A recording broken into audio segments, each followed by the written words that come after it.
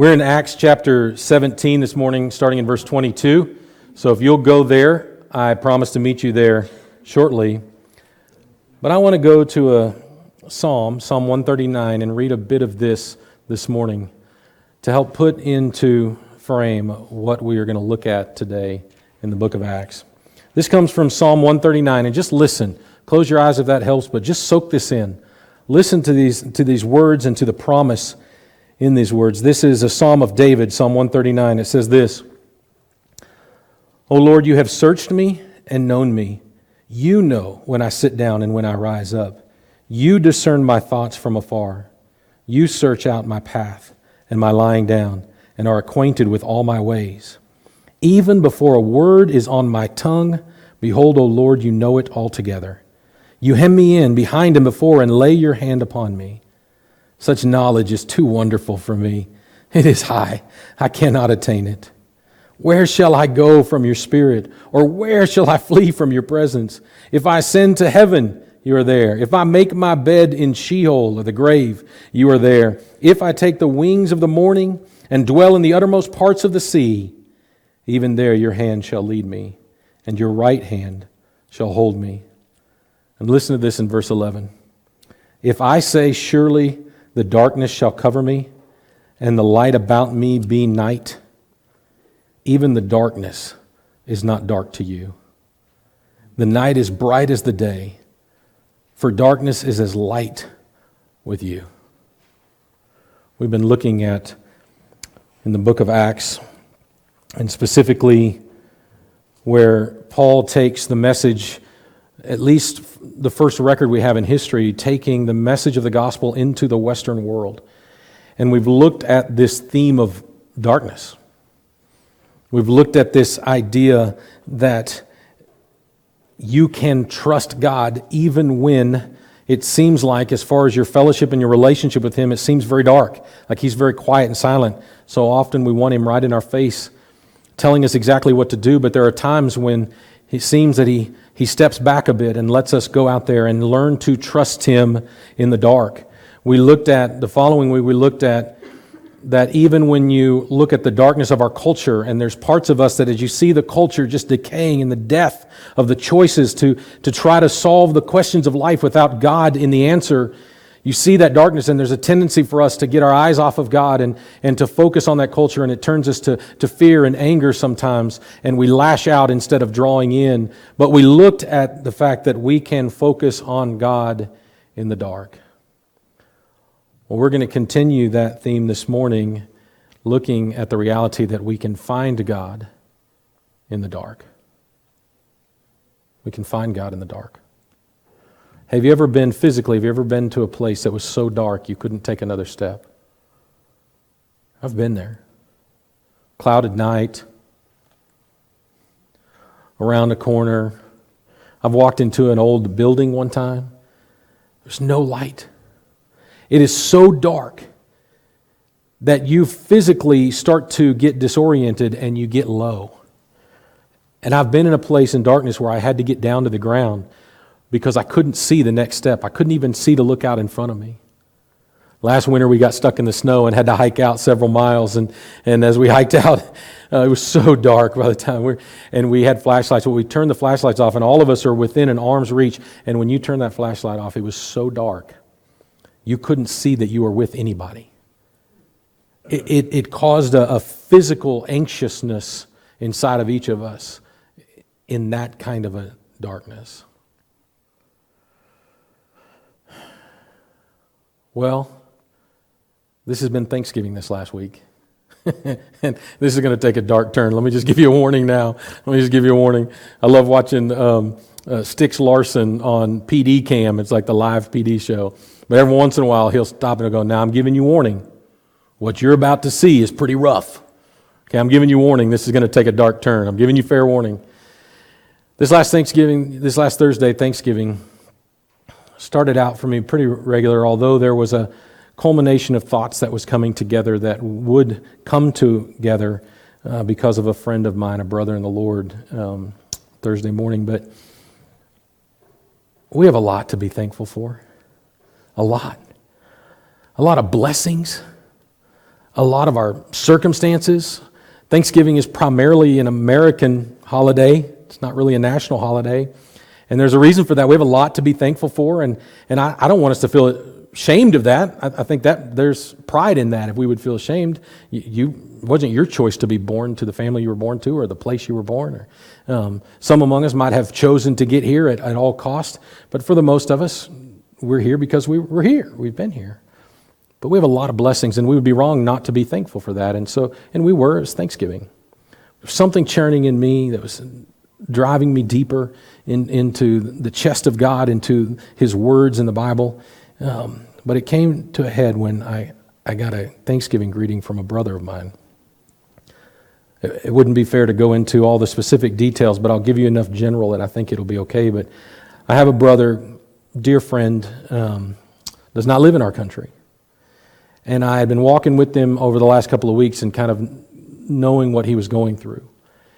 And he's a man with no country. He's a political refugee.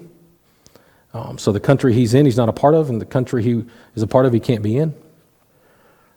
It gives him very limited freedoms and very limited circumstances in the country he is in. He can't go back to where he was from. And because of political strains and stresses, he can't come to the United States either. And I've been walking with him through this over the last couple of weeks, and what he's been dealing with over the last couple of weeks is because his heart for the Lord and the kingdom of God, he's been witnessing to ministers that would identify themselves as Christians. We might look on and say, well, maybe there's an element to that is just cultural. But nonetheless, he's in there. You can trust the Bible. You can read the Bible. You can know God. And in the midst of that, some of them turned him into the authorities as a spy. And so he's been working with relief organizations. He's been working with lawyers to try to see what the options are. But that's not what took me to a dark place on Thanksgiving. And I want to tell you, I went to a dark place on Thanksgiving, dark enough that I could feel the world coming down on me, and I usually express that externally, so I just loaded stuff up and I told the family I've got to go to the office, and I had to go spend some time where I would normally stay home. I had to go spend some time alone, but it wasn't his circumstances that sent me into that. It was his text to me on Thanksgiving. It simply said, "Happy Thanksgiving." A man that does not share our holiday, a man that does not share what we might call blessings. He does not share our circumstances. He said, "Happy Thanksgiving." And so where that took me, deeper into that heart of God, was, Lord, I'm thankful for these things that you've put in my life. I'm grateful. I never, ever want to take those for granted and not give you the thanks. It's silly to think, oh, because we've been blessed or because we live here, or that we wouldn't give God thanks. We should give God thanks like crazy. But that little text, Happy Thanksgiving, sent me toward the quest of, God, I want to be thankful this morning for things that my brothers and sisters around the world, no matter where they are or what circumstances they're in, can give thanks to you this morning. I want to give you thanks for those things. And so I began to process, what are some of those things? And I would write, I'd get them down in my list, and then I'd realize, no, I got a sister over here that, man, she's never known that, so that's off the list. I'm still grateful, God, but it's not what I'm searching for. I'm searching for that which I can be thankful for, that is beyond my circumstances, that is beyond my location or the family I was born into or the freedoms that I've been blessed with. What is it that I can be thankful for this morning, that every one of my brothers and sisters around the world can lift their heads to you, God, today and say, Lord, I'm thankful for this as well. And where it took me was a very, very dark place. One of those dark places where all of a sudden you just got to get as low as possible. Close your eyes, hoping that they'll adjust to the darkness, and reach out for anything that would give you an indication of where you are. It was just that kind of darkness. And I warned you, so here's where I arrived. And now you'll be able to see why I needed to just get away. Among all the other things that I was thankful for this Thanksgiving, I was thankful that my father died when I was very young. I was a young man when he died. And many of you who've listened to the stories, you know that just 36 hours after I called him and told him that I was coming full circle and coming back to the Lord and had surrendered to ministry and was going to resign my position and go back to school and mentor under him and just kind of fulfill that, that lifelong dream, I'm sure, for him. But I had I had wholeheartedly rejected him years before. And I was coming back, and 36 hours after I made that confession to him, he died. I wasn't very thankful that day. But I was Thursday. I was thankful. Right after we moved here, I'd been here about 2 years. When I moved here in 2000, so we're in our 20th year. When I moved here, man, attendance here spiked. Bald-headed Texan man, goatee, knew everything. Just ask me, I knew everything. Man, the attendance spiked, and the deacons came and said, that first Easter, I got here in August, that first Easter, like, we're going to have to go to 2 services. We've never had that in our whole life. It wasn't long after that the curiosity dwindled. And I don't think I was a jerk in my heart, but I sure came across as a jerk a lot. Pretty soon, not very many people here at all. Deacons came and said, well, if we can't pay you, we can't keep you. And I went to a very dark place with the Lord in a prayer time, and where he told me in no uncertain terms, you're not the man to lead this church anymore. That was a dark place. I had moved my family 2,500 miles. I was going to have to tuck my tail between my legs and go back to Texas. This church had been through the ringer, and I was going to have to tell them once again that a pastor was going to leave within 2 years. That was a dark place. I was thankful for that Thursday.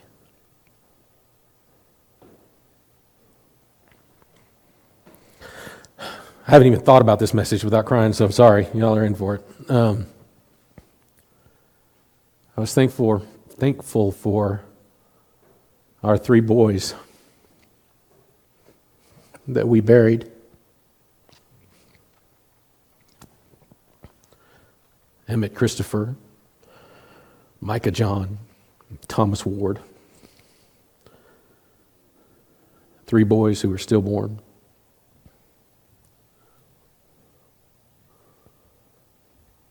I don't think I had ever been thankful for that until Thursday. You say, man, that did take a dark turn. I know, hopefully we'll sing some happy songs in a little bit. But I want to tell you why I'm thankful. When my dad died, I fulfilled my promise and went to that school. Found a little short man. When you talk to him, you think, okay, he's, nice enough guy. But man, when you read his writings, it was like they were on fire, like you couldn't hold them in your hands. It was like Paul. I met the Apostle Paul, East Texas. I don't think he wanted to be my mentor, but I wouldn't let him go. He showed me who God was. He showed me that kind of love. He taught me how to love the Bible.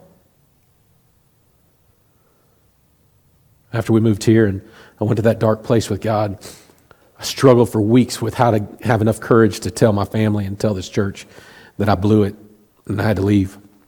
And then he met me in that same time in the morning in a prayer time, same darkness, and he met me and said, Tim, if you'll let me, I'll make you into that man. I said, I'm yours. I'm yours. Fast forward.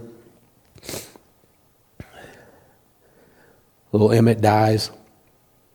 And I remember crying out to God, why would you let this happen? Why? Fast forward a little bit more, Micah John dies. But I remember asking God, Lord, I trust you in letting this happen, but why would you ever even let him be conceived? Why? I don't understand your purposes. Fast forward to Thomas Ward. When Thomas Ward died, I was kind of out of questions. I went back in a stairwell in the back of the hospital, and I just sat down. I said, God, I'm done. I don't have anything. I can't move anymore. I got real low. Real low. I can't move anymore. Through a friend, God spoke words to me. A friend called, and it's weird when you're dealing with somebody that's lost a child who's stillborn, because we don't really share in a fellowship of relationship. We haven't smelled their breath. We haven't changed their diapers. It's a loss for how to help people. And even those of us who've been through it, we don't really know how to help other people who've gone through it. There's not many words to say. We don't know how to share that pain and that grief. But I had a friend, a brother in the Lord, call me, and he said the very same thing. I don't know how to help you, but I love you. And he let me speak to him without a filter, which we need sometimes, right? We need trusted friends. And I psalmsed it out, man. Me and David were just blah. And he listened and he didn't judge. And at the end of that, he said, well, I'm in it with you. He said, but at the end of this road, we'll be worshiping God again. But whatever it takes to get there, I'm with you. Why was I thankful for this darkness? Because I believe with all my heart that it's not just that you can find God in the darkness, but that you find God because of the darkness. You find God because of the darkness. You know, many, many years ago, probably the oldest man we have written history about after the flood, there was a man named Job who had everything in his life. I mean, what he had to be thankful for. He had every blessing you could imagine, and it was all taken away. His family died. His wealth was taken away. His health was taken away. Can you imagine him at a Thanksgiving going around the table? Let's say 3 things we're thankful for.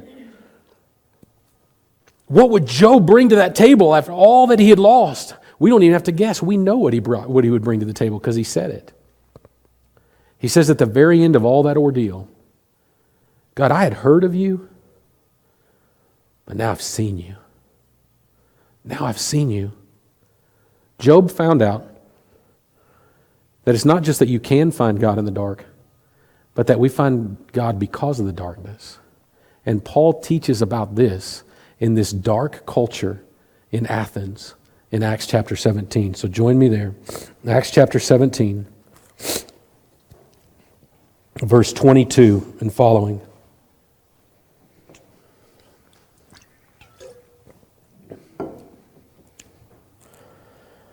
So Paul, standing in the midst of the Areopagus, said, Men of Athens, I perceive that in every way you are very religious.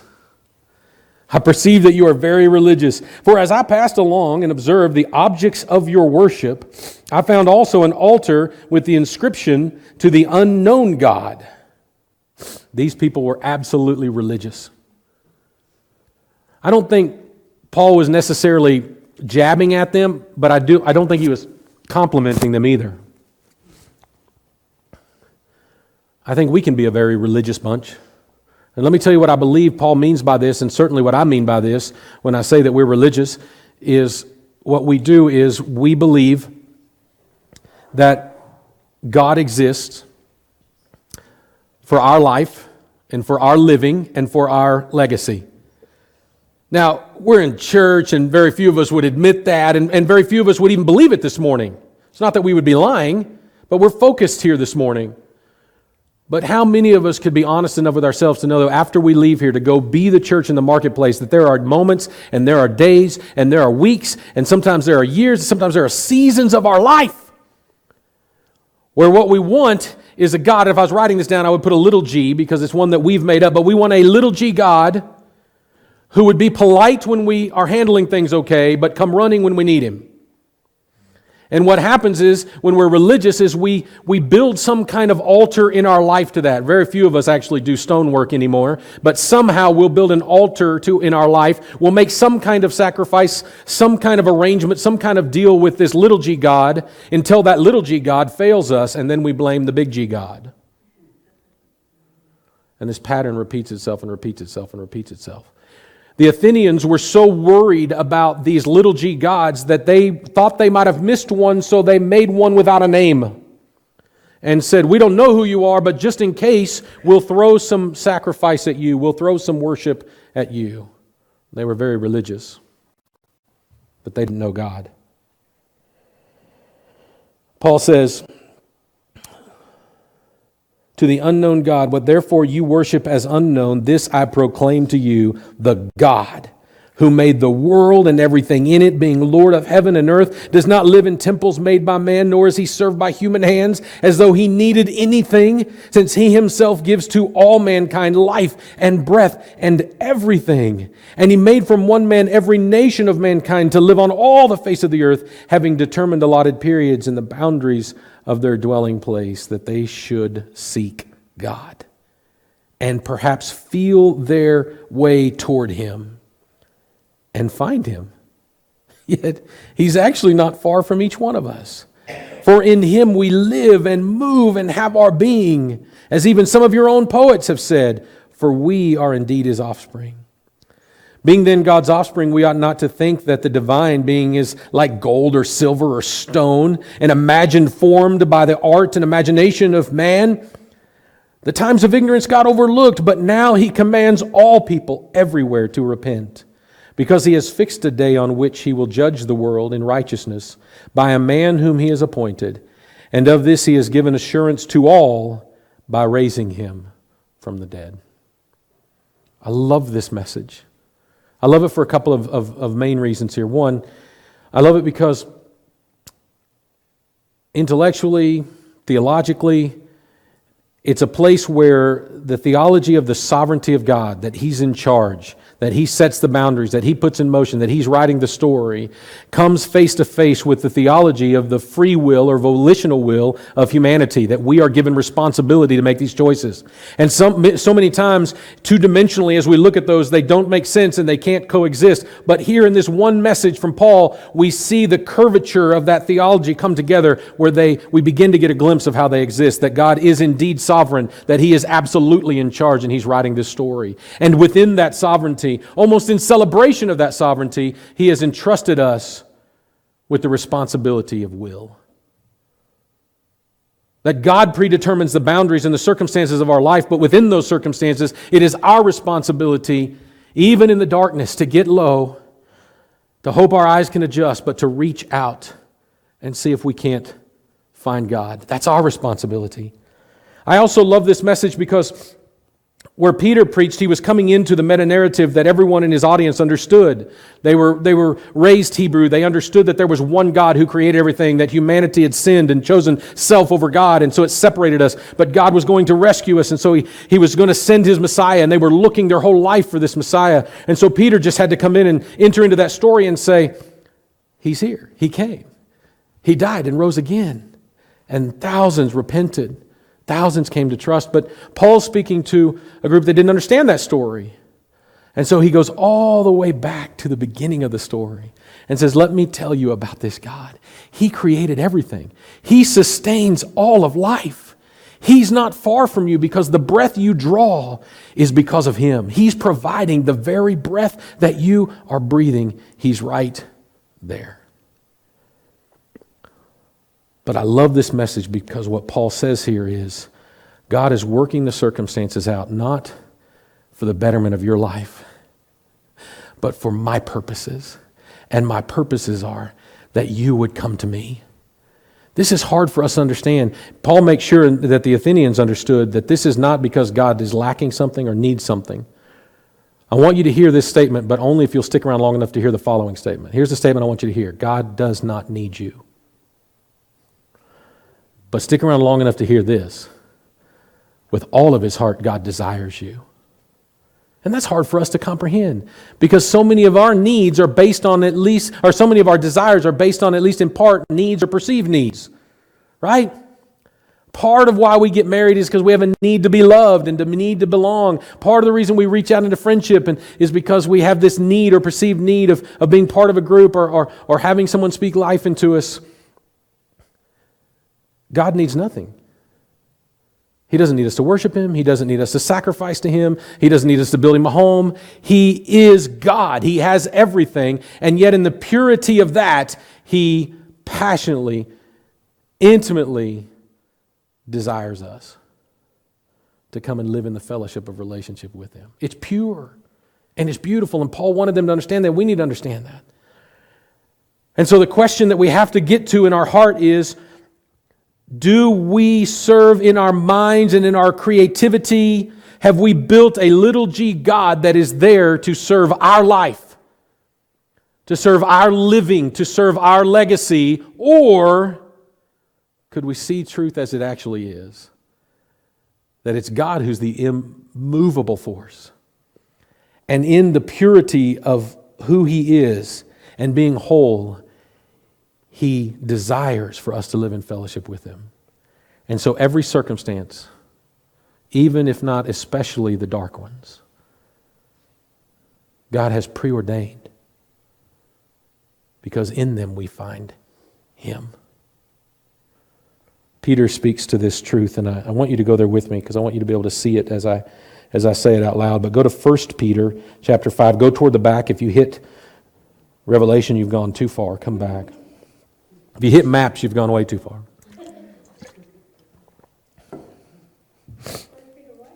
1 Peter chapter 5.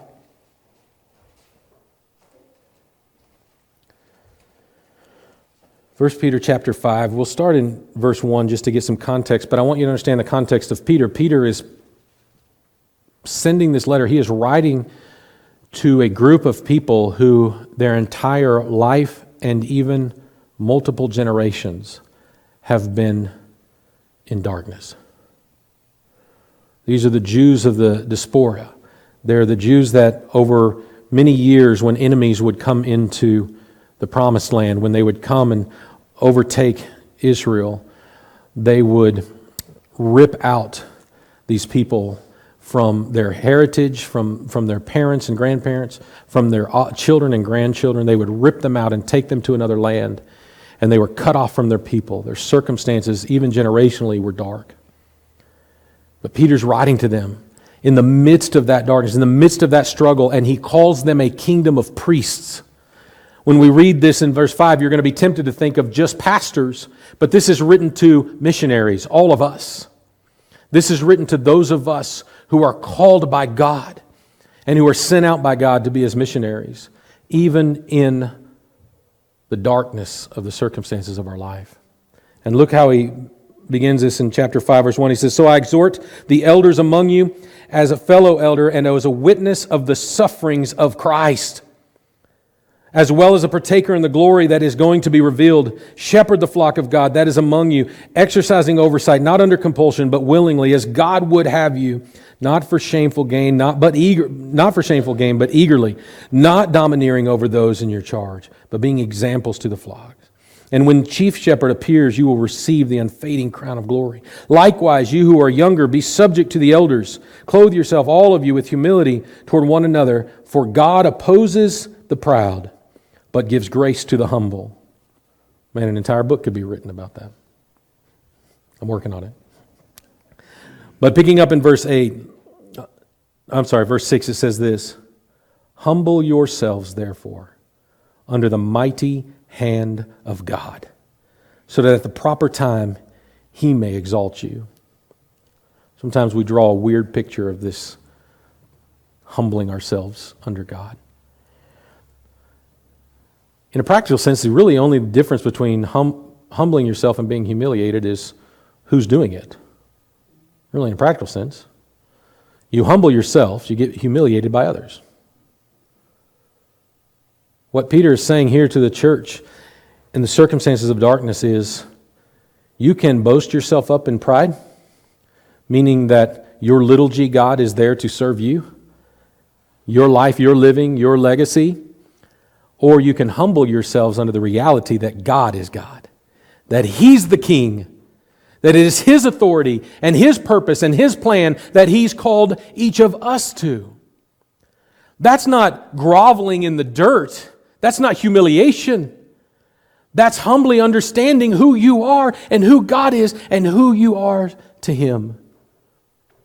This God who doesn't need your worship, this God who doesn't need your sacrifice, this God that doesn't need you to come to His rescue, but this God who desires you wholeheartedly, sending His Son to rescue you so that you can live in that fellowship of relationship forever. This, I believe, is what Peter means by humble yourselves under the mighty hand of God, so that at the proper time He might exalt you. 7, casting all your anxieties on Him because He cares for you. Here's the practical discipline. Here's what you write down as saying, what do I do when I leave this place? When you get into a place where your circumstances get so dark, you cannot see the next step, and all you can do in all of your life is to get as low as possible, to close your eyes, hoping somehow they'll adjust to this no-light environment. And then what do? As low as you can, you begin to reach out and feel and see. The discipline is when these anxieties from that kind of experience, from that kind of circumstance come over you, when the stresses and the fears, sometimes it's borrowed from tomorrow, sometimes it's just right here in the present, but you get overwhelmed with that. What are we to do with that? We take it to God. How many times do we exhaust our own resources first before we go to that dark place with God where God says, you're not the man to lead this place anymore. But if you would just quit, if you just stop, if you would just take a breath and let me work in your life, I'll make you into that man. Why do we do that last? Peter's given us a better discipline. When these fears, when these concerns, when this darkness starts to consume you, then take your fears to God. Not to yourselves, not to others primarily. We do that. We share with each other. God uses the infusion of relationships, but we got to go to God. That darkness, Paul would say, and it seems like Peter's backing him up, that darkness is there for the purpose of finding God. When those anxieties come on, you cast them on Him. I love this. It says, be sober-minded, be watchful. Your adversary, the devil, prowls around like a roaring lion, seeking someone to devour. I like hunting okay, but I really like hunting predators. And I know, I told y'all I learned how to call in a cougar, but I actually learned how to hunt a cougar for real. There's something different about hunting a predator. When you're hunting prey, you set yourself up with the wind at your face, right? So as you're looking out at that prey, that deer, that elk, whatever it is, they won't wind you and know, there's a hunter here. But when you're hunting a predator, the wind has to be at your back. Oh, it's scary because it seems counterintuitive. But you set yourself up with the wind at your back, and as that predator circles you as prey, then you can spot him and take your shot. The way to hunt a cougar here in these mountains is you drive up to the snow line until you see cougar prints. Park the truck, you get out, and you follow those cougar prints until those cougar prints begin to follow you. And then you got your predator. Peter warns us that Satan is a predator, but here we have to be careful. Here we're back at that perspective of what do we do with the circumstances that are dark. Our tendency is to give Satan the credit for our dark circumstances. How many times have you said in your prayers or heard somebody else say in their prayers, or both, oh, Satan's come against me. Oh, look at this in my life. Satan's come against me. He's one person. He's one created being. Powerful, I'll give you. An adversary too great for me, for sure, but certainly not for my Lord and Savior, Jesus Christ. And I think we give Him way too much credit in areas that He doesn't have any purview. I see Him have very little privilege or freedom to work in the circumstances of our life, but a whole lot in the perception of those circumstances. He loves to speak those lies to us. Well, if God was really all-powerful, He would never let you in these kind of circumstances. If God really loved you, He would never let this happen to you. If you were really one of His, you would have never gone down this path. See, Satan likes to come in as that roaring lion. The lions that roar rarely get the prey. Think about that for a second. A lion doesn't walk out to the savannah and go, hey, I'm coming. Right? They don't get to eat that night if they do that. This roaring lion is there because really that's what he's relinquished to do. These circumstances were given us for we would get low, so that we would reach out, so that we would cast our anxieties on God. And Satan loves to come in our ear and just give us a different perception of that. Well, your little g God is failing you. I would just abandon it all. No. Peter says, be sober-minded. Don't put anything in your mind. Don't put anything in your system. Don't put anything in your psyche that would get you drunk on anything other than God, His Holy Spirit, the hope of Jesus. But we do that, don't we? We get in circumstances and we medicate, whether by just getting loud or we medicate by just going faster. Gosh, I can remember sometimes traveling in California on a motorcycle and you're lane splitting and cars are coming together, and there's so many times I was like, oh, I hope I get through, and then I did. Okay, that's not a good way to live life. But we do that sometimes. The circumstances come in, the darkness come in, and we go, well, let's just run. Guys, look. If you're in a pitch black situation, running causes head injuries. It causes tripping. And sometimes we do that. Sometimes we just medicate so we don't have to know that we're in the darkness. Sometimes we just prop ourselves up with others. Peter says, be sober-minded. Don't fill your life with this medication, but be watchful. He says, resist him firm in your faith, knowing that the same kinds of sufferings are being experienced by your brotherhood throughout the world. This isn't just misery and joy's company. This is a reminder that you're part of a bigger family, that you're part of a bigger team, that you're part of a bigger army. That if you let Satan win in the perception of your mind, in the circumstances and how you interpret those, then you're letting the whole team down. We've got to all be strong together because around the world, we are wanting to see God's kingdom come. He says, listen to this. Oh my gosh, listen to this in verse 10. Don't miss this. And after you have suffered a little while, and sometimes God's not very specific about that. Sometimes that's an hour. Sometimes that's an event. Sometimes that's a week. I know a dear sister that went through a decade, 10 years of darkness. There are people in history that we know that have gone through generations of darkness. He's not real firm on what that little while is, but nonetheless, he says, after you've suffered a little while, the God of all grace, who has called you to His eternal glory in Christ, listen to this, will Himself restore, confirm, strengthen, and establish you. To Him be the dominion forever and ever. Amen. Scripture doesn't say He'll send a messenger. It says He Himself will come and restore you. What does that mean? It means exactly what Job found out. That he was a religious man, that there was a lot, that he knew a lot about God. How many of us know a lot about God? You know He's a king. It says here at the end that His dominion will be established forever. How many of us know that God is a king, but you don't know Him as your king? Do you know where you meet God as king? In the darkness. In those circumstances of life where you can't take another step. You can't see your way out. And so you get very low. You get very quiet. You start reaching out for that next step. And what did Paul tell the Athenians? He's not far from you. He's got you wrapped up. He's given you the breath in your lungs. If we'll reach for Him, we'll find Him. Not just as a God, not just as a king, but you'll know Him for who He is, because He Himself will come and rescue you. What do we do with this? We're going to open the communion table. We're going to respond to the Holy Spirit, hopefully sing some happy songs, since I took Thanksgiving to a really dark place. But what do you do with this? If this is true, how do we walk out of here and be His church? How do we walk out and respond to this? Well, I've got 3 words for you. First of all, I know some of your stories, but I would never presume to know all of them.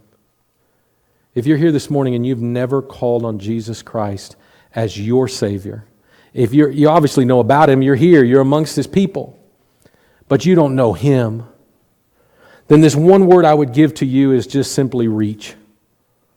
Stop running, stop medicating, stop being busy, just be still, get low, be still, be quiet, and reach out to God. What do you have to lose, honestly? If He's not real, what would you lose by saying, God, show yourself to me? But He is real. And if you'll be honest and you'll reach out and say, God, I want to call on you, He is faithful. And He's right there, giving you the very breath in your lungs, and He'll wrap you up. If you're here and you've never trusted in Him, before you come to this table, come grab me. You can do it right where you are as we play, as we pray, as we sing, whatever it is. You can just call out to the Lord. You can do it alone. We'd rather you do it with somebody because we want to walk with you, but call on Him. Perhaps you're here and you've called on the Lord, but it's been a long time since you've trusted Him. If you were honest with yourself and honest with us, you would say that the God you've been sacrificing for, the God you've been serving, probably has a little g, not a big G. What do you do with that? Well, my word for you is just embrace. Embrace God. He's not far. He's walking with you. Just embrace Him. Say, God, I want to know you. I want to know you. I don't want to just know about you. I want to know you. And for those of us who are here because even amidst all our failings and our struggles, we're here to grow our faith. We're here to trust God a little bit more today than we did yesterday. What do we do with a message like this that's taken such a dark turn from such a happy Thanksgiving? I still ate pie, okay, but I was struggling. What do we do with this? My word for you is find. Find God in the darkness. Don't be afraid of it. Don't run from it. Certainly don't run into it. Get concussions that way. Find God.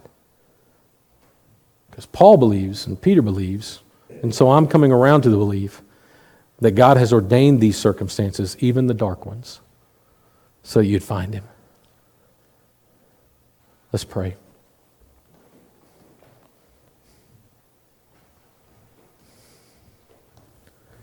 God, as we open this table and we come, each one of us, sometimes we come as families, sometimes we come as couples, sometimes we come as individuals, but as each one of us comes to this table,